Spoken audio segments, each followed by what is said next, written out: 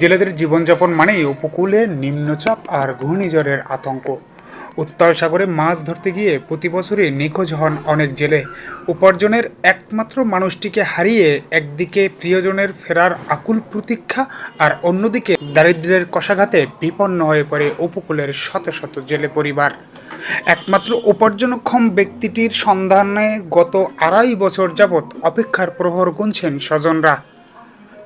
সঠিক তথ্য ও পরিবারের কর্তাকে ফিরিয়ে পাবার নিশ্চয়তা না থাকায় পরিবারগুলো এক অনিশ্চয়তায় দিন পার করছে। এদিকে আইনি প্রক্রিয়া শেষে তাদের ফিরিয়ে আনার কাজ শুরু করেছে পুলিশ ও পররাষ্ট্র মন্ত্রণালয়। ২০২৩ সালের ঘূর্ণিঝড় মিথিলির কবলে পড়ে নিখোঁজ হওয়া বরগুনার ১৭ জেলের সন্ধান মিলেছে ভারতের গুজরাট রাজ্যের একটি কারাগারে। মৃতভাবে যাদের শোক পালন শেষ করেছে স্বজনরা, সেই ১৭ জেলের ২ বছর পর বেঁচে ফেরার স্বপ্ন দেখছেন তারা। প্রিয়জনের জীবিত থাকার খবরে উপকূলে বইছে আনন্দশ্রু। ২ বছর ধরে নিখোঁজ হয়েছে, এখন তাই কোনো খোঁজ পাইনি।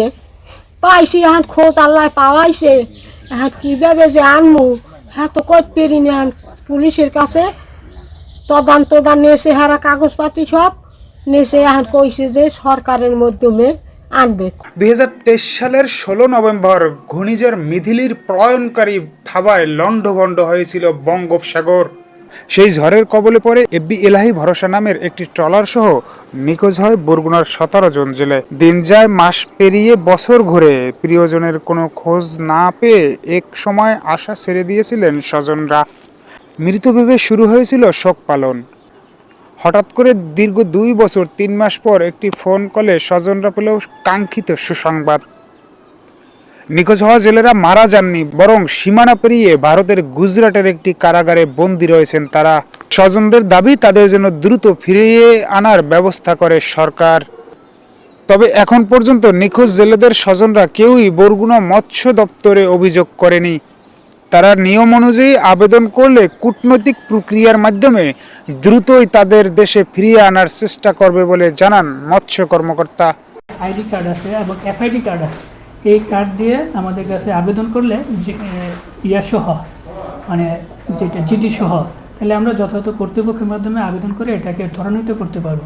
সম্প্রতি মৎস্য অধিদপ্তরের ইলিশ সম্পদ উন্নয়ন ও ব্যবস্থাপনা প্রকল্প থেকে বরগুনা জেলা পুলিশের বিশেষ শাখায় তথ্য আসে নিখোঁজ জেলেরা গুজরাটের একটি কারাগারে বন্দী আছেন। পরে তালিকা অনুযায়ী নিখোঁজ জেলেদের পরিবারের সঙ্গে যোগাযোগ ও প্রয়োজনীয় কাগজপত্র সংগ্রহ করে ঢাকায় পাঠায় পুলিশের এসবি শাখা। এদিকে বরগুনা পুলিশের পক্ষ থেকে ঢাকার এসবিতে জানালে তারা পররাষ্ট্র মন্ত্রণালয়কে অবহিত করেন বলে জানান পুলিশ সুপার মোহাম্মদ কুদরতি খুদা। অন্যদিকে বিষয়টি অবগত আছেন জানিয়ে পররাষ্ট্র উপদেষ্টা জেলেরা যেন দ্রুত দেশে ফিরতে পারেন তার জন্য সর্বাত্মক সহযোগিতা করবে পররাষ্ট্র মন্ত্রণালয়। ফাইলের মধ্যে আটকে যায়, আচ্ছা ঠিক আছে দেখবো না, তারপরে দেখা গেল যে ১ বছর কোনো খবর নাই, এরকম হয়। সম্ভবত এই তথ্যটা আমি সম্প্রতি জানতে পেরেছি এবং নির্দেশনা দেওয়া হয়েছে যেন সমাধান করা হয় তাড়াতাড়ি।